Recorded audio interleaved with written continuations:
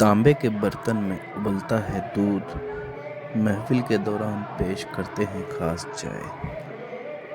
109 साल से बन रही है ज़ाफ़रानी केसर की चाय। देर तक करते लोग इंतज़ार। ख्वाजा मोइनुद्दीन चिश्ती की दरगाह में सदियों पुरानी परंपराएं, रसूमात आज भी बदस्तूर जारी हैं। ख़ास तौर पर उर्स के दौरान से 6 रजब तक महफिल में पेश की जाने वाली चाय सबसे अलग होती है। ऐसी चाय 109 साल से बन रही है। करीब 4.5 घंटे तक दूध उबालने के बाद चाय पत्ती, ज़ाफ़रानी केसर डालकर चाय तैयार होती है। इसे पीने के लिए देर रात तक लोग इंतज़ार करते हैं। ज़ाफ़रानी केसर का स्वाद। उबलते दूध, चाय की पत्ती के साथ ज़ाफ़रानी और केसर के साथ इलायची, काली मिर्च, लौंग और अन्य सामग्री सहित केवड़ा डाला जाता है। टोंटी युक्त समावर के ऊपर कोयले डाले जाते हैं। इससे गर्माहट हमेशा बनी रहती है। मज़ार शरीफ पर गुस्ल करने के बाद चाय को महफिल खाने में मिट्टी के सिकोरे अथवा कप में चाय को महफिल खाने में पेश किया जाता है। समावर में उबलते हुए दूध, चाय तैयार करने वाले ने बताया कि प्रतिदिन 50 किलो दूध को विशेष तांबे की केतली समावर में 4.5 घंटे तक उबाला जाता है।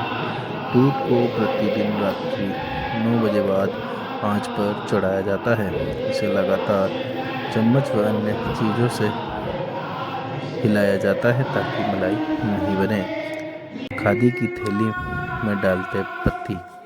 दूध में चाय की पत्ती डालने का तरीका भी अनोखा है। पहले चाय पत्ती को खादी के कपड़ों से बनी थैली में डाला जाता है। इसके बाद इसे पानी में आधा घंटे तक उबाल कर खौलते दूध में डालते हैं। बाद में चीनी डालकर इसे लगातार उबाला जाता है।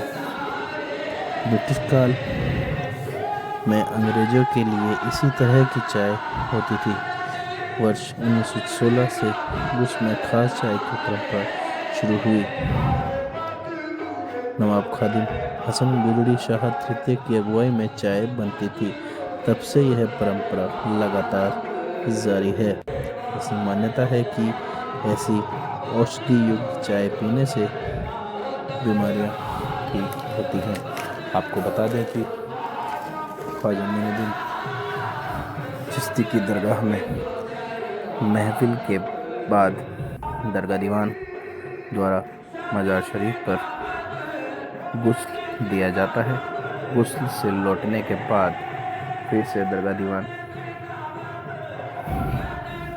महफिल में बैठते हैं। उसके बाद चाय को महफिल खाने में तकसीम किया जाता है। इसे एक पुरानी परंपरा आज भी जारी और सारी है।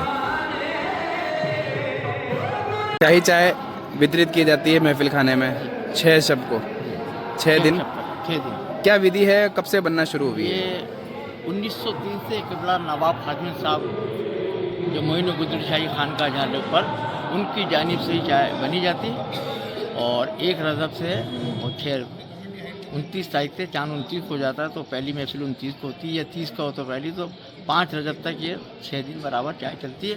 इसके अंदर जाफरान होती है, दूध होता है, पत्ती होती है, हरी इलायची होती है, डालने का इसमें पानी होता है।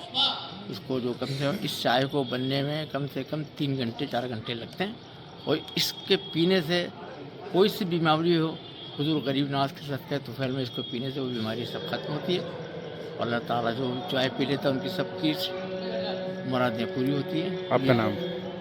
नईम अरवानी। चाय के बारे में बताएं, किस तरह से एक विधि है, कब से शुरुआत हुई इसकी?